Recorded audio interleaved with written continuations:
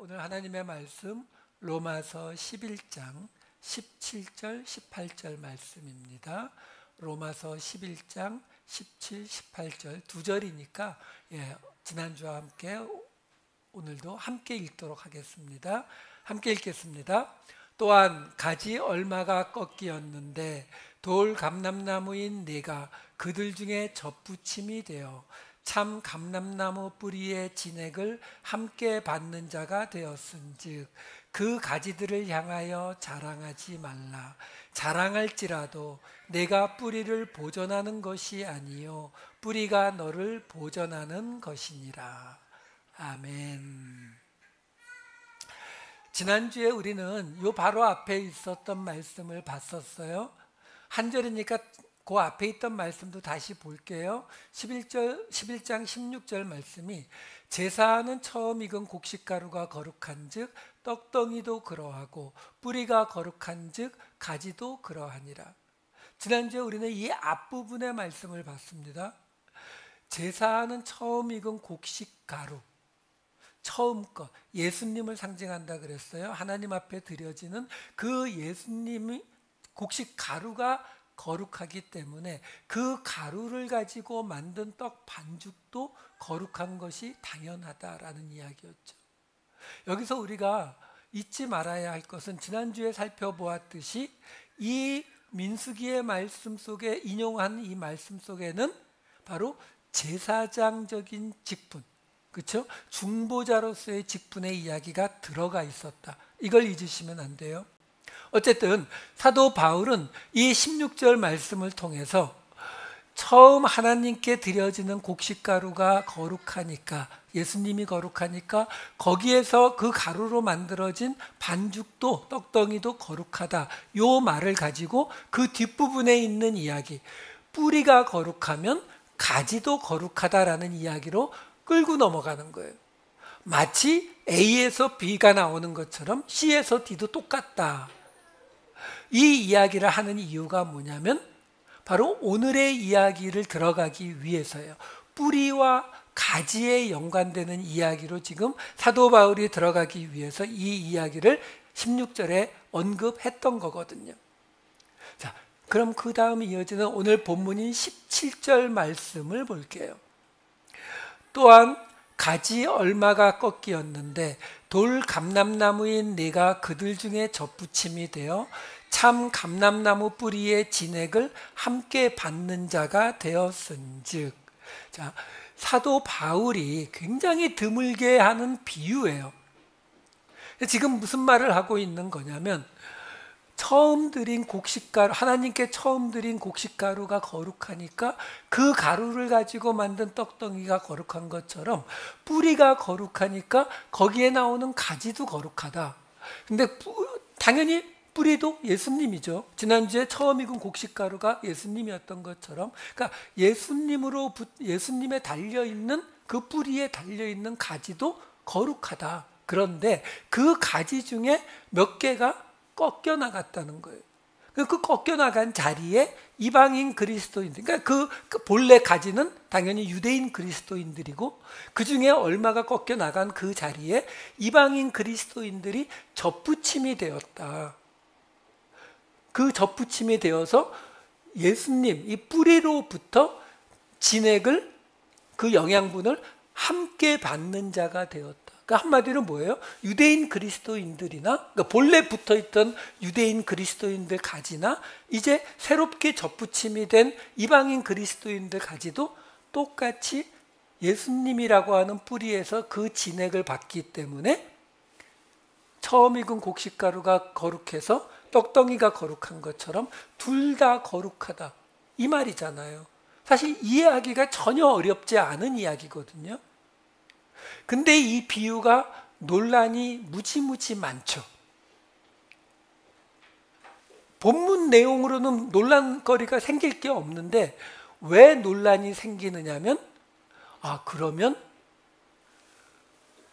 뿌리이신 예수님 거기에 가지로 젖붙임을 받았으면 그러면 열매는, 이게 문제가 되는 거예요. 열매. 왜요? 여러분 생각해 보세요. 제가 여러분들한테 설교할 때 어떻게 하는 게 맞아요? 자, 우리도 이 이방인 그리스도인들처럼 예수님이라는 뿌리에 접붙임을 받아서 이제 예수님으로부터 그 진액을 같이 받는 성도가 되었으니까, 그럼 어떻게 해야 돼요? 이제 우리에게서 그 참 감람나무에 접붙임이 된 거잖아요. 돌 감람나무, 그러니까 야생의 감람나무란 뜻이거든요. 그 접붙임이 됐으니까 당연히 여기서 참 감람나무 열매가 열려야죠. 그렇죠? 그 설교하는 사람도 그게 편해요. 여러분들은 이제 예수님께 접붙임을 받은 사람들입니다. 그러니까 이제는 옛날에 감람나무 그 옛사람을 떠나셔서 참 감람나무의 진액을 받은 참 감람나무 열매를 맺으셔야죠. 그러니까 하나님 앞에 헌신하시고 하나님의 일 감당하시고 도덕적으로 윤리적으로 말씀 지키며 잘 살아가시는 것이 좋은 열매 맺는 길입니다. 너무 부드럽잖아요. 이해하기도 쉽고, 그렇죠? 자, 근데 문제가 뭐냐면 나무에다가 가지를 접붙이게 되면요, 그 열매는, 가지에 열리는 열매는 이 뿌리에 따라 가는 게 아니라 가지에 따라 열려요. 그러니까 한국의 가장 그 일반적인 접붙이는 게 고엽나무에 감나무 가지를 접붙이는 거거든요. 감나무를 가지고 있는데 너무 오래돼서 감이 별로 안 열린다든가 시원찮아지면 그 감나무 가지를 잘라서 고엽나무, 야생 감나무라고 생각하시면 돼요. 고엽나무에다가 그 가지를 접붙여요. 그러면 그 가지에서 열리는 열매는 감나무 열매가 열린다고요. 근데 이게 무슨 20세기 들어와서 과학이 발달해서 알게 된 사실이 아니라 이건 농사잖아요. 그러니까 이미 이 예수님 시대, 바울의 시대에도 당연히 알고 있는 상식들이에요. 그러니까 이제 사람들의 머리가 좀 복잡해지기 시작한 거죠. 아니, 사도 바울이 지금 이 참 감람나무와 돌 감람나무 비유를 했는데 이방인 그리스도인들이 그 참 감람나무에 접붙임을 받아서 그 예수 그리스도로부터 진액을 같이 받는 존재가 됐는데, 근데 열매가 돌 감람나무 열매가 열린다는 얘기거든요. 이게 받아들여지질 않아요. 그래서 몇백 년, 몇천 년을 고민한 신학자들이 한 얘기가 뭐냐면 도저히 어떻게 커버가 안 되니까, 예수님은 농촌 출신이셔서 이런 비유를 정확히 잘 하시는데 사도 바울은 도시 출신이어서 조금 헷갈린 것 같다. 뭐 이렇게 그냥 얼버무려 버리든지, 아니면 어떤 분들은 그런 말도 설교도 하셨더라고요. 찾아보니까 다른 나무들은 다 그런데 이 올리브나무, 감람나무만은 뿌리에 따라서 열매가 열리는 것이다. 그런 설교가 있어서 진짜 그런지 열심히 찾아봤는데 아니더라고요. 여러분, 우리가 왜 이게 우리가 불편하게 느껴지는지를 생각해 보셔야 돼요. 참 감람나무에 우리가 접붙임을 받았다고 사도 바울이 이야기하는데 그 열매가, 좋은 열매가 열리지 않는다라는 이게 우리한테 불편하게 오는 거거든요. 근데 여러분, 항상 말씀드리지만 생각을 좀 바꿔서 보세요. 관점을 좀 바꾸어 보세요. 왜요? 우리가 은혜로 구원받았다는 이야기를 수도 없이 하는데, 은혜로 구원받았다고 하지만 사실 우리는 그래도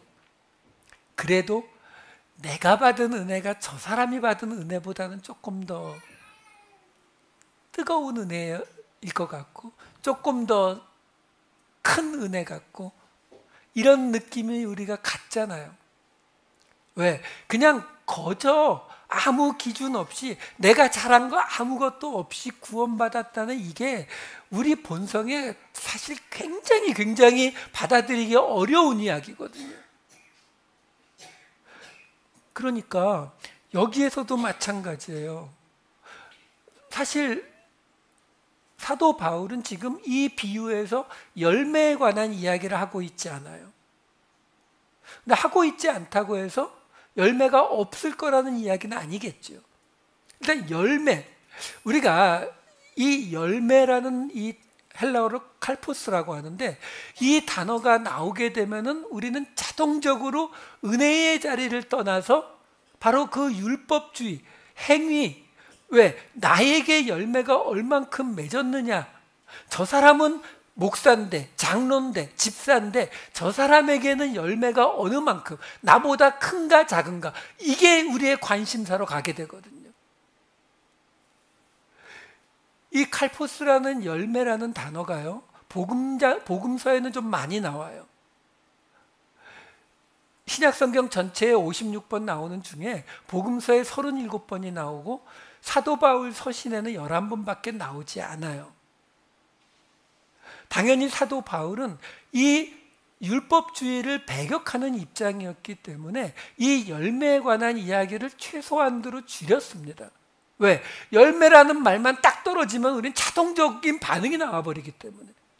근데 실제로 사도 바울이 그 11번에 걸쳐서 열매에 관한 이야기한 것들을 딱 두 군데만 보여드릴게요. 하나는 로마서 6장 말씀이에요.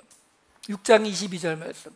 그러나 이제는 너희가 죄로부터 해방되고 하나님께 종이 되어 거룩함에 이르는 열매를 맺었으니 그 마지막은 영생이라. 여기서 지금 사도 바울이 죄로부터 해방되고 하나님께 종이 되어, 무슨 말이에요? 한마디로 구원받아서, 그렇죠? 구원받아서 거룩함에 이르는 열매를 맺었대요.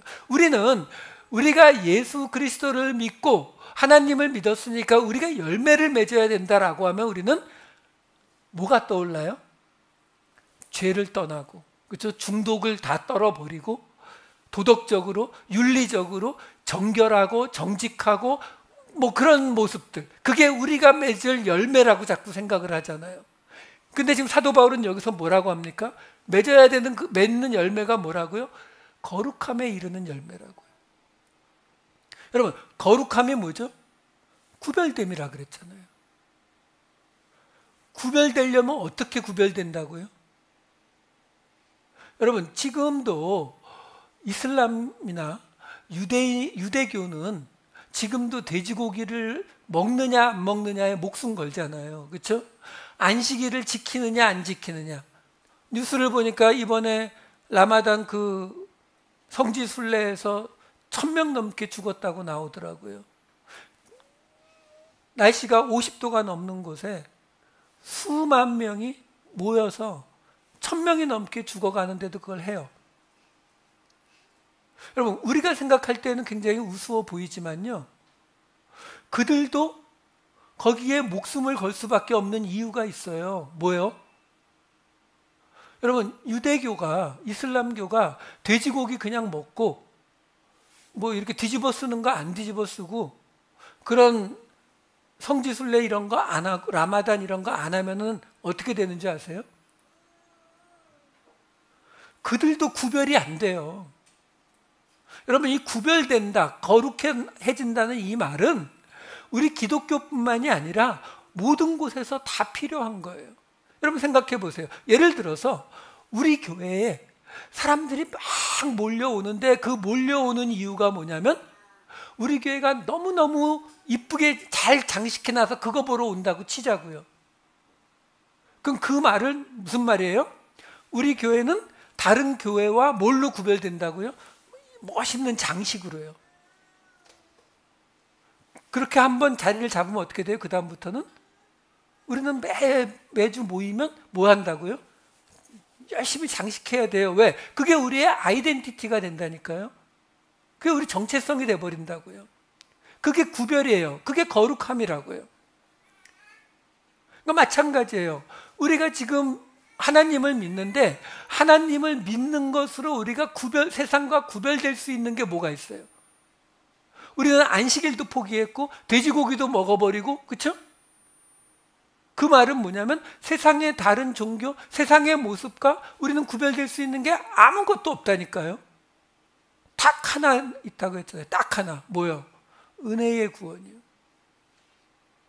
다른 데서는 이거 지켜야 되고 목숨 걸고 순례길 가야만 구원을 받는데, 우리는 순례길 안 가도 될 정도가 아니라 아무것도 없는데 그냥 구원해 주겠다는 이 은혜의 구원 말고는 우리는 구별될 길이 없어요. 아무것도 없어요.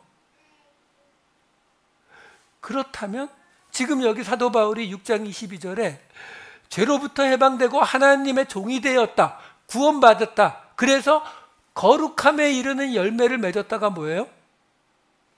은혜로 구원받았음을 믿는다. 이거 하나밖에 없어요. 우리는. 지금 사도 바울이 이 열매라는 단어를 뭘로 사용한다고요? 우리가 죄를 다 떨어버렸다고요? 우리가 도덕적으로 윤리적으로 산다고요? 아니요. 은혜로 구원받은 거 믿느냐, 이거예요. 그래서 이 구절 맨 끝에 그 마지막은 영생이라고 나오잖아요. 영생이 뭐예요? 요한복음 17장 3절에 보면 뭐라고 나옵니까? 영생은 곧 유일하신 참 하나님과 그가 보내신 자 예수 그리스도를 아는 것입니다. 영생이 뭐라고요? 영원히 사는 거, 천국 가는 거, 구원받는 거, 뭐 14만 4천에 드는 거, 이런 복잡한 이야기가 아니라 하나님과 그가 보내신 예수 그리스도를 아는 게 영생이래요. 그럼 하나님과 그가 보내신 예수 그리스도, 그 말이 뜻하는 게 뭐예요? 하나님이 예수 그리스도를 보내서 우리를 은혜로 구원하신 거, 그거 아는 게 영생이에요. 그게 거룩함에 이르는 열매라고요. 그러니까 신약 성경에 나오는 열매라고 하는 단어를 우리의 기준으로 해석하시면 안 된다라는 거예요. 그래도 마음에 하나 걸리는 게 있죠. 그 유명한 성령의 열매, 갈라디아서 5장 22에서 23절. 오직 성령의 열매는 사랑과 희락과 화평과 오래 참음과 자비와 양성과 충성과 온유와 절제니 이 같은 것을 금지할 법이 없느니라. 여기는 지금 9가지 열매가 나오는데 내용들이 약간 그래도 만만해 보이죠. 조금만 노력하면 우리에게서 사랑, 희락, 화평, 오래 참음 나올 것 같잖아요. 여러분, 우리 중에 이 중에 단 한 개라도 우리가 만들어낼 수 있는 사람 없어요? 이 중에 단 한 개라도 여러분들이 정말 사랑에 도달하든지 희락에 도달하든지 화평에 도달하든지 오래 참음에 도달하면요, 세상이 여러분들을 성자라고 섬길 거예요. 이건 그렇게 되는 이야기가 아니거든요. 성령의 열매가 우리에게서 나타나는데, 이 갈라디아서 5장, 갈라디아서를 할 때 말씀드렸지만 이 5장 이 앞에 있는 이야기를 보면은 성령의 열매와 육체의 소욕을 비교하는 이야기예요. 육체의 소욕이 갈라디아서 5장 15절, 20절, 26절에 이렇게 나와요. 만일 서로 물고 먹으면 피차 멸망할까 조심하라. 우상숭배와 주술과 원수 맺는 것과 분쟁과 시기와 분냉과 당짓는 것과 분열함과 이단과. 26절. 헛된 영광을 구하여 서로 노엽게 하거나 서로 투기하지 말지니라. 이거 보면 뭐 떠올라요? 한마디로 싸우지 말라고요. 다투지 말라고요. 사도 바울이 지금 성령의 9가지 열매를 왜 이야기했다고요? 다투지 말라고요. 싸우지 말라고. 그거의 반대쪽에 성령의 열매 9가지가 있다는 거예요. 그래서 이 구절을 보면 이런 구절이 들어가 있어요. 5장 13절. 형제들아, 너희가 자유를 위하여 부르심을 입었으나 그러나 그 자유로 육체의 기회를 삼지 말고 오직 사랑으로 서로 종노릇하라. 사랑으로 종노릇하래요. 사랑으로 종노릇할 수 있어요? 못해요. 이게 됐으면은 우리가 2000년 동안 뭐 민주주의니 공산주의니 자본주의니 사회주의니 이런 거 가지고 골머리 앓을 필요가 없죠. 서로 종노릇하기 위해서 딱 필요한 게 하나 있어요. 할 수 있게 만드는 거 하나. 우리가 은혜로 구원받았다는 거 깨닫는 거예요. 다시 말해서 내가 뭐 잘한 게 하나도 없다. 내가 저 사람보다 나은 점이 하나도 없다. 근데 하나님이 지금 저 사람, 여러분들은 너무너무 하나님 앞에 깨끗하고 멋있고 좋은 사람들인데 저는 그럴 가치가 안 되는데 하나님이 덧붙임으로 여기다가 저를 갖다 놨어요. 여러분 그냥 이해하기 쉽게 말씀드릴게요. 여러분들은 다 하버드 출신이에요. 하버드 박사 출신. 장로님은 예일 출신으로 해드릴게요. 그런데 그 자리에 고등학교밖에 안 나온 저를 받아주면 얼마나 감격하겠어요. 그렇죠? 이게 은혜거든요. 그러니까 사랑으로 서로 종로로 타는 게 나를 갈고 닦아서 그 사랑으로 다른 사람을 섬길 수 있는 그런 건 우리에게서 안 나온다니까요. 그래서 하나님이 우리에게 주신 유일한 게 뭐냐면 은혜라는 거예요. 자, 그러면 이걸 가지고 생각해 보세요. 자, 그 열매가 지금 제가 이 열매 이야기를 왜 꺼냈다고요? 참 감람나무에 돌 감람나무인 우리가 덧붙임을 받았는데 문제는 거기서 나오는 열매가 돌 감람나무 열매가 나온다니까요. 이게 잘못된 거 아니냐? 우리는 이렇게 자꾸 생각하게 되는데 아니요. 은혜라고 하는 필터를 가지고 보시면 우리가 하나님의 그 은혜의 구원을 받아서 이 축복의 자리에 모였는데 그러면서도 우리가 계속 사랑으로 서로 종로로 탈 수 있는 유일한 길이 뭐라고요? 그 은혜의 자리를 떠나지 않아야 되죠. 그렇죠? 근데 그렇게 돼요? 처음에는 하버드 대학교 들어가면 너무 신나서 기쁨으로 있지만 1년, 2년, 3년 지나면 거기서도 불만 생겨요. 왜? 점점 처음에는 나 하버드 합격할 만한 능력이 안 되는데 여기 합격했어. 너무 기뻐. 은혜가 충만하거든요. 문제가 안 되는데 시간이 점점 지나면 어떻게 돼요? 그래도 내가 공부를 잘했으니까. 그렇죠? 이 생각이 생기면서 불만이 생기는 거예요. 서로 다투게 된다고요. 다른 사람보다 내가 더 나은지 못한지를 따지게 되거든요. 그러면 은혜의 자리를 벗어난다니까요. 그러면 사랑의 종로를 못한다니까요. 그러니까 지금 사도 바울의 이 이야기가 잘못된 비유가 아니라는 거예요. 왜?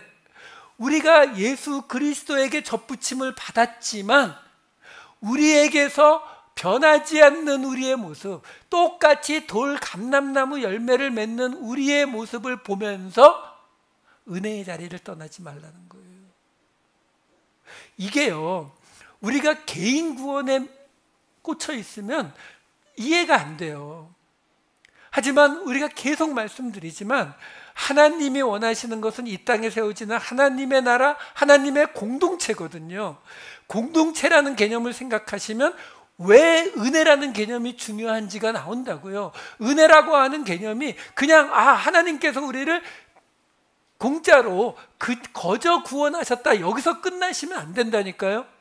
공동체를 유지하기 위해서는 서로 낮은 자리 사랑으로 종로로 해야 되는데 그 자리를 지킬 수 있게 하는 유일한 방식이 뭐냐면 너희가 그 어떤 크레딧도 없이 하나님이 너희를 구원하셨다는 이 은혜의 자리를 떠나지 않아야 우리에게서 계속 돌 감람나무 열매가 맺혀야 우리는 그 공동체를 유지해 갈 수 있다는 거예요. 자, 열매 이야기는 이 정도만 하고요. 다시 오늘 본문 17절 돌아갈게요. 이 또한 가지 얼마가 꺾이었는데 돌 감람나무인 내가 그들 중에 덧붙임이 되어 참 감람나무 뿌리의 진액을 함께 받는 자가 되었은즉. 이 문장 안에는요, 사도 바울의 그 버릇 있잖아요. 버릇, 강조하는 버릇. 그 강조하는 버릇으로 들어가 있는 단어들이 몇 개 있어요. 그 첫 번째로 나오는 단어가 뭐냐면 바로 덧붙임이 되어라는 단어예요. 이 덧붙임이 되어라는 이 엔켄트리조라고 하는 이 단어가 신약 성경에 4번 나와요. 이게 켄트라라고 하는 단어예요. 문제는 이 켄트라라는 단어의 뜻이 뭐냐면 쏘다, 찌르다, 꿰뚫다의 뜻이에요. 이 단어의 앞에 전치사 인이 붙은 거예요. 엔.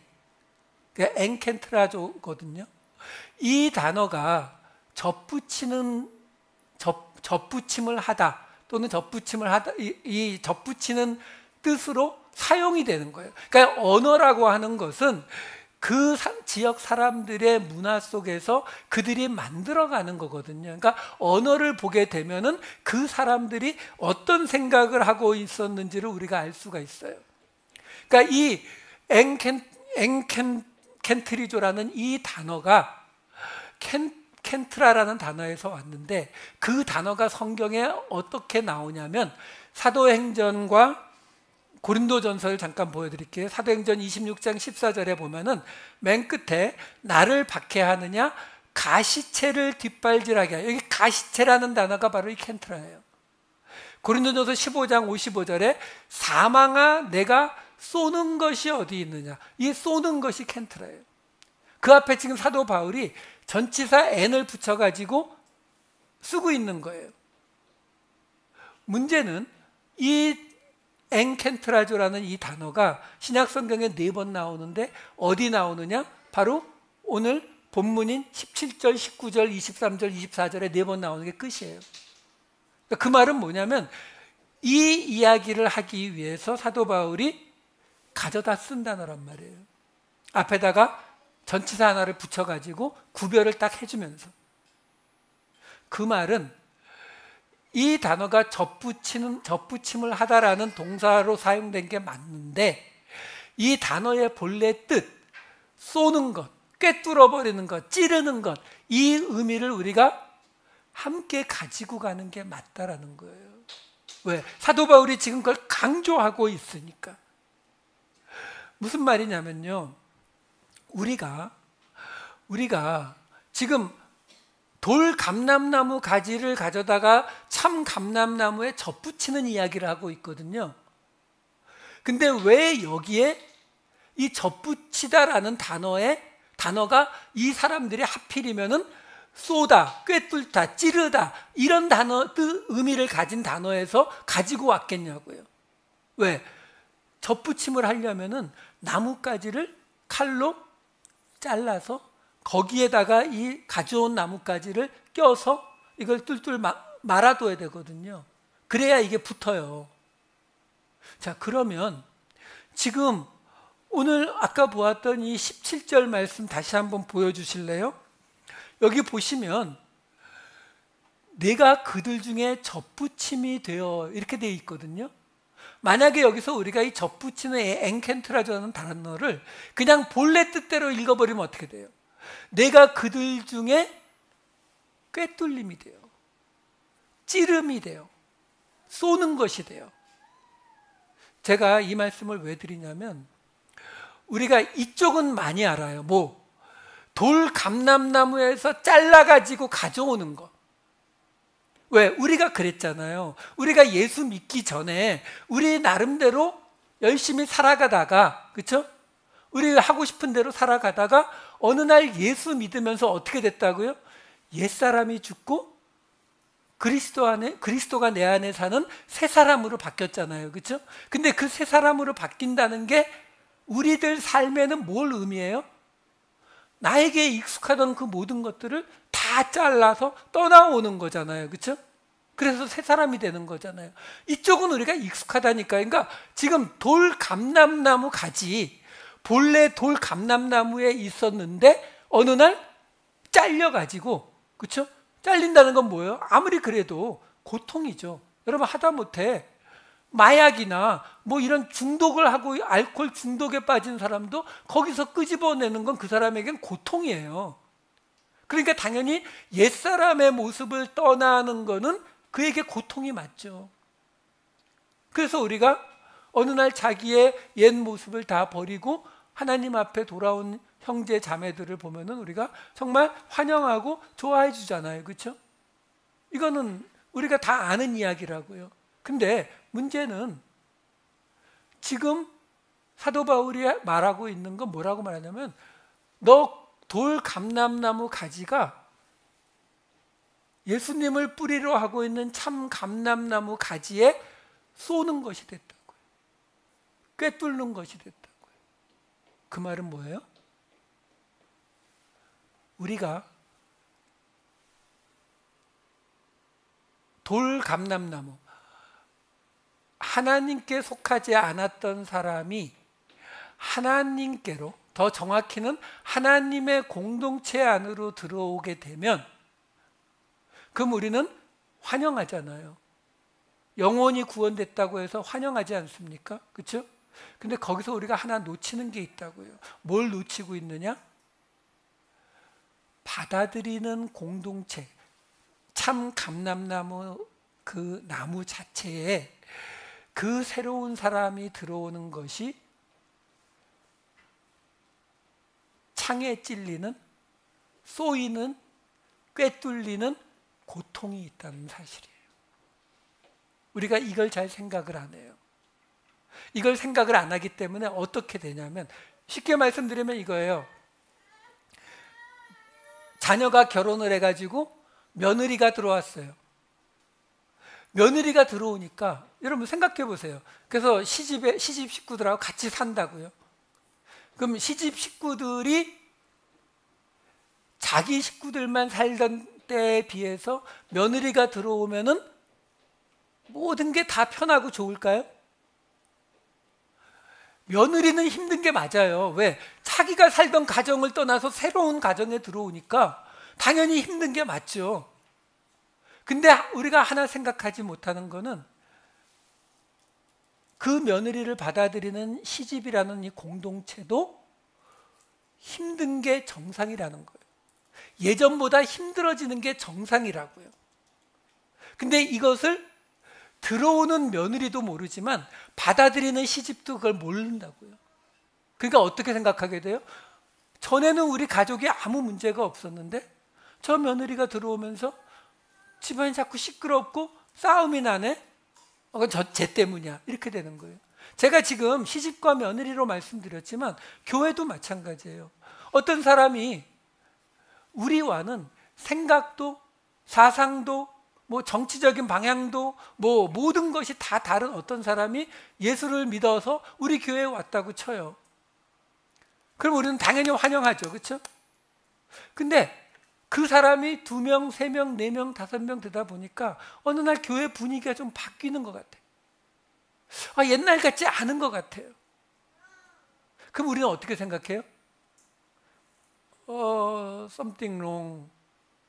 우리 왜 이러지? 옛날에 우리 교회 안 그랬는데? 그럼 생각해 보니까 쟤네들 때문이네. 이거 아주 흔한 얘기 아니에요?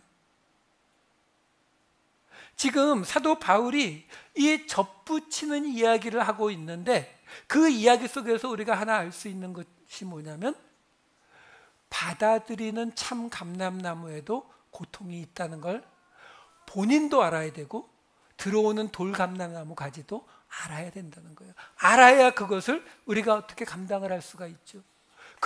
그게 아무 의미가 없다고 생각하면 지금 사도 바울이 쓰고 있는 이 로마서 아무 의미 없어요.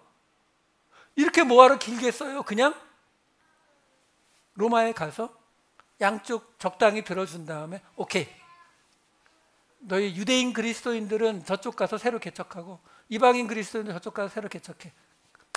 잘 됐지? 이게 지금 우리들 모습이잖아요. 그래서 사도 바울이 이야기하는 거예요.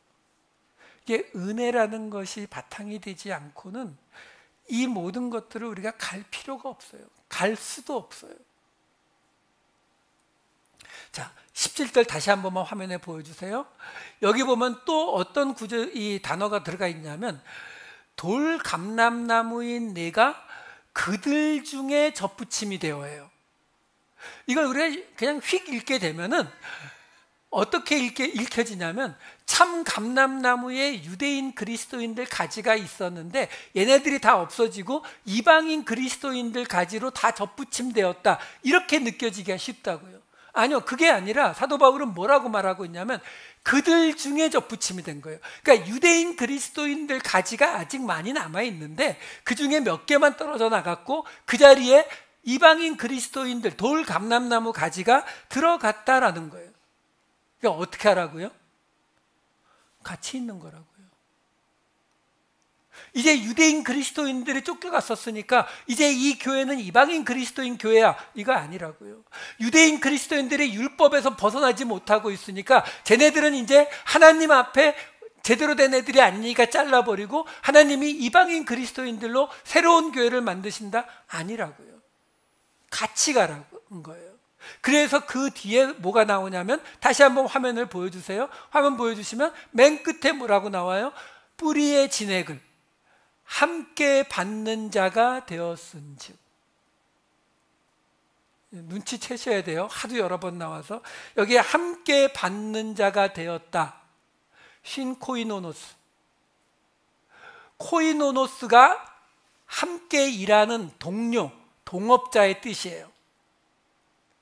그러니까 그 앞에 함께라는 쉰이라는 전치사가 붙었지만 의미는 전혀 변하지 않아요.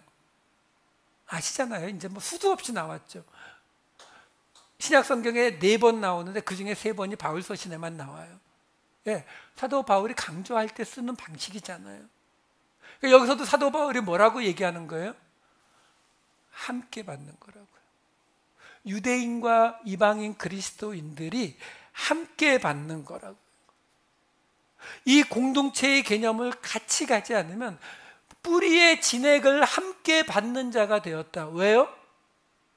유대인 그리스도인, 이방인 그리스도인 어느 쪽이 더 낫고 덜 낫고의 차이가 없다는 거예요. 왜? 같은 뿌리, 거룩한 뿌리로부터 그 진액을 같이 받고 있기 때문에 둘이 동일하다.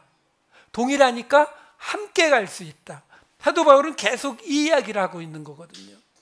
그 다음 18절로 들어갈게요. 그 가지들을, 유대인 그리스도인들을 상징하는 그 참 감람나무 가지들을 향하여 자랑하지 말라. 자랑할지라도 내가 뿌리를 보존하는 것이 아니요 뿌리가 너를 보존하는 것이니라. 여기서 자랑하지 말라. 사도 바울의 이 서신서들을 읽을 때 우리가 항상 조심해야 되는 게, 우리가 가지고 있는 동양 철학적인 이런 개념으로 해석하시려고 하면 안 돼요. 대부분의 이 한글 주석들이 자랑하는 것 자체가 부정적인 것이다. 하나님의 사람들은 자랑하면 안 된다. 이런 식의 해석을 해놓고 있는데 그렇지 않아요. 왜? 여기도 똑같아요. 여기서 자랑하지 말라라고 나오는 헬라어 단어가 카우카오마이라는 단어거든요. 이 단어도 카우카오마이라고 하는 단어가 자랑하다라는 단어예요. 그 앞에 카타라는 전치사를 붙여서 강조하고 있는 거예요. 그러니까 자랑하지 말라는 건데, 그 자랑, 그러면 사도 바울이 자랑이란 자체를 부정적으로 이야기하느냐? 아니요, 그건 중립적인 개념이죠. 갈라디아서 6장 14절. 그러나 내게는 우리 주 예수 그리스도의 십자가 외에 결코 자랑할 것이 없으니. 십자가는 자랑한다는 거잖아요. 고린도후서 11장 30절. 내가 부득불 자랑할진대 내가 약한 것을 자랑하리라. 자랑하는 것 자체가 잘못된 게 아니라니까요. 자랑해도 돼요. 근데 뭘 자랑하지 말라고요? 강한 거 자랑하지 말라고요. 남들보다 잘하는 거 자랑하지 말라고요. 한국에 제 아주 친한 국민학교, 중학교, 대학교 동창 친구가 있는데, 가끔 제 설교 듣는다고 했는데 뭐라고 하겠네. 이 친구가 노래를 굉장히 잘해요. 거의 반쯤 가수 수준이거든요. 그러니까 이 친구를 만나면 어디는 꼭 간다? 노래방. 예. 제가 주눅이 들어가지고 저는 노래를 못한다라는 이 트라우마가 걸려있는 사람이에요. 우리는 누구나 다 자기가 잘하고 강한 걸 자랑하게 돼 있어요. 근데 그 자랑을 하면 뭐가 문제가 된다고요? 그게 죄라고요? 아니, 죄 아니에요. 그 개념이 아니에요. 이런 것들은 공동체라는 개념을 넣지 않고는 해석이 안 되는 것들이에요. 자랑하면, 내가 잘난 부분, 내가 강한 부분을 자랑하면 공동체가 깨져요. 그래서 안 된다라고 말하는 거예요.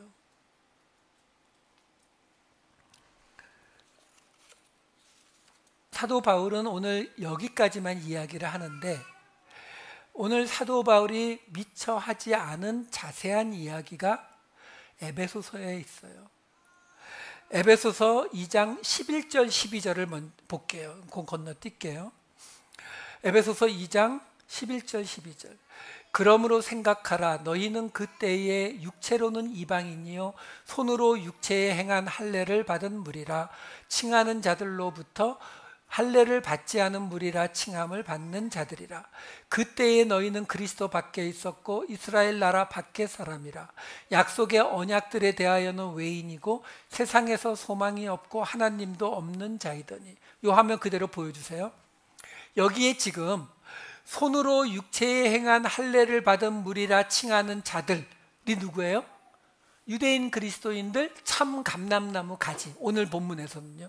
그리고 그 뒤에 지금 할례를 받지 않은 무리라 칭함을 받는, 그리고 그리스도 밖에 있었고 이스라엘 나라 밖의 사람, 약속의 언약들에 대해서 외인이고 소망이 없고 하나님도 없는 자. 이 모두가 다 뭐예요? 돌 감람나무 가지. 그렇죠? 지금 에베소서에서도 똑같이 지금 참 감람나무 가지와 그 돌 감람나무 가지에 대해서 말을 한 거거든요. 근데 그 둘이 오늘 본문에서는 접붙임의 비유를 통해서 그 둘이 한 뿌리에 연결되었다라고 설명하는 것으로 끝났는데, 그 이야기를 에베소서에서는 이렇게 설명합니다. 에베소서 2장 15절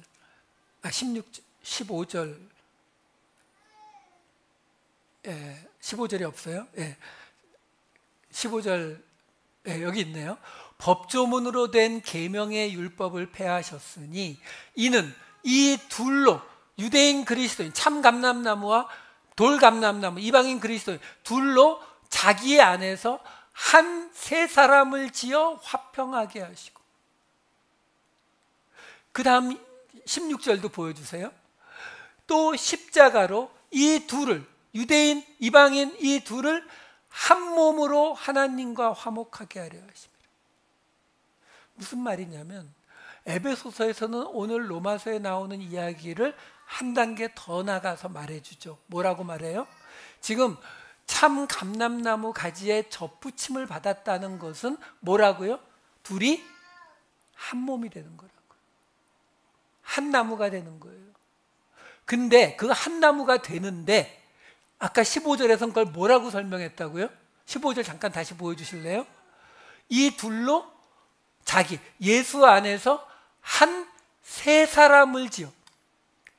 무슨 말이에요?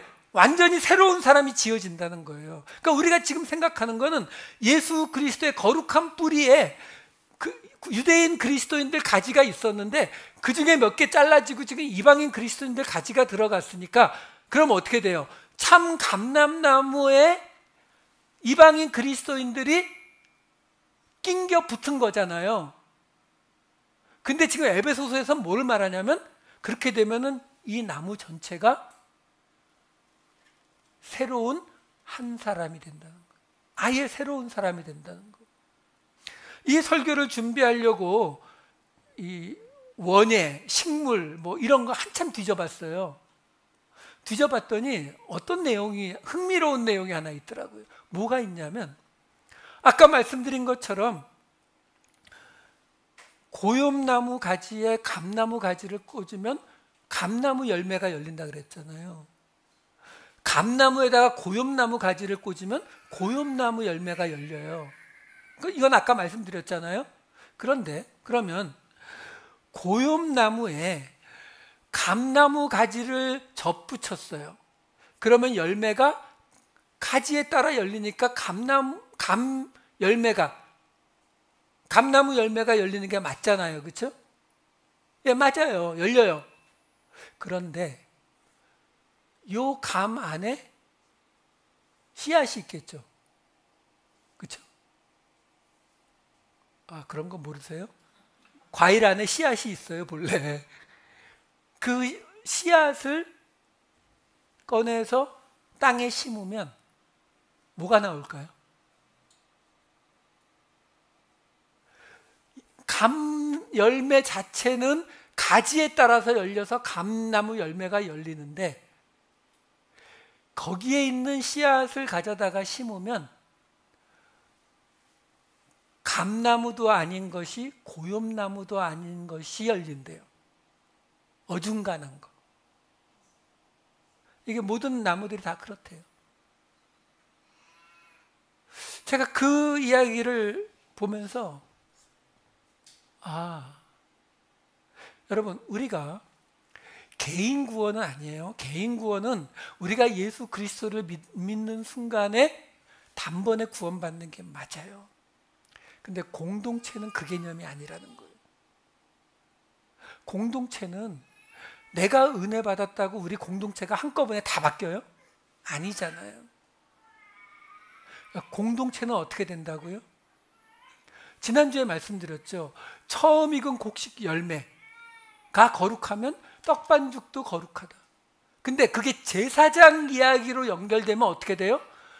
우리가 하나님께 드려진 제사장이 되면, 우리가 하나님께 소제와 거제로 드려지는 제사장이 된다는 말은 뭐예요?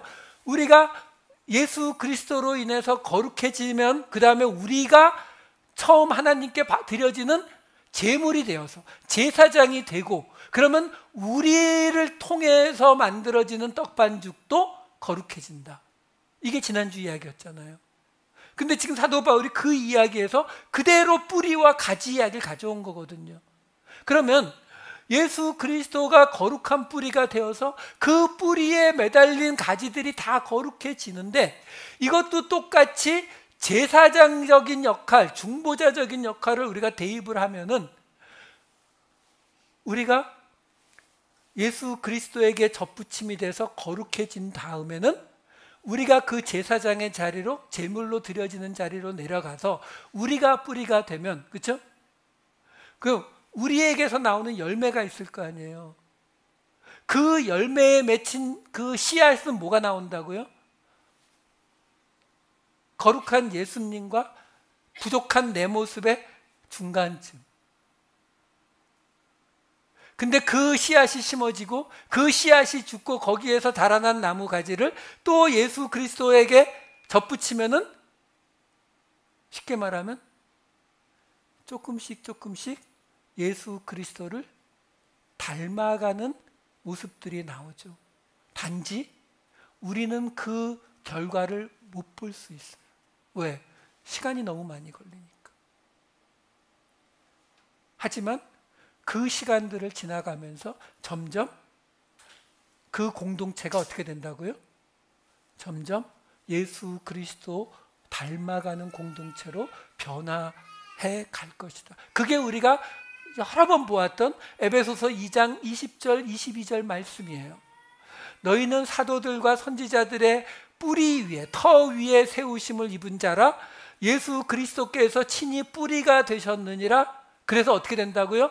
너희도 성령 안에서 하나님이 거하실 처소가 되기 위하여, 하나님의 성전이 되기 위하여 그리스도 예수 안에서 함께 조금씩 지어져 가느니라. 이거를 우리가 점점 성장해 나가는 걸로 받아들이시면은 여러분들은 실망할 수밖에 없어요. 내가 예수를 30년을 믿었는데, 40년을 믿었는데, 은혜를 잔뜩 받고 주차장에 나가서 차 긁혀 있으면은 팍 튀는 게 우리잖아요. 그 순간에 나는 도대체 하나님의 거하실 처소로 지어져 가고 있나? 생각하면 한심하잖아요. 아니라니까요. 여러분, 우리가 우리의 삶을 한번 보세요. 매일 월요일, 내일이면 출근하고 금요일이면 퇴근하고, 그리고 가정에서 그냥 밥 먹고 그냥 TV 좀 보다가 잠자고, 그런 생활을 하면서 교회에 오면은 하나님의 뜻대로 좋은 열매를 맺어라 이러면 끊임없는 죄책감만 생기잖아요. 내가 지금 뭐 하는 것인가? 아니라니까요. 말씀드리잖아요. 하나님이 원하시는 것은 하나님의 공동체를 세워가는 거라고. 그 공동체는 어느 날 한꺼번에 딱 만들어지는 게 아니에요. 조금씩 조금씩 우리가 예수 그리스도를 통해서 거룩해지고 그 거룩해진 곳에서 씨가 열매가 열리고 그 은혜의 열매 안에 있는 씨가 다시 심어지고 이게 몇 번씩 계속 거듭되는 동안에 조금씩 조금씩 우리 공동체가 하나님이 거하실 처소로 자라나가는 거예요. 그러니까 포기하지 마세요. 지치지 마세요. 스스로를 들볶지 마세요. 내가 지난 일주일 동안 성경 한 번도 안 읽었다? 괜찮아요. 그래도 여러분들이 속해 있는 하나님의 공동체는 지금도 자라나고 있어요. 여러분들이 그 마음의 부담을 가지는 그 속에서 우리가 품어야 할 씨앗이 자라나고 그 씨앗을 통해서 하나님의 공동체는 자라나고 있다라는 거예요. 괜찮아요. 하나님이 계세요. 기도하겠습니다. 사랑이 많으신 아버지 하나님, 부족하고 모자란 우리들, 그 우리들의 삶을 통해서도 지금도 당신의 뜻을 이루어가고 계심을 믿습니다. 하나님, 우리의 이 부족한 속에서도 아주 작은 은혜의 열매를 맺게 하셨사오니 그 은혜의 열매를 통해 우리 공동체가 예수를 믿는 이 땅의 모든 사람들이 하나님의 성전으로 자라나가게 하여 주시옵소서. 감사드리옵고 이 모든 말씀 우리 주 예수 그리스도의 이름으로 기도하옵나이다. 아멘.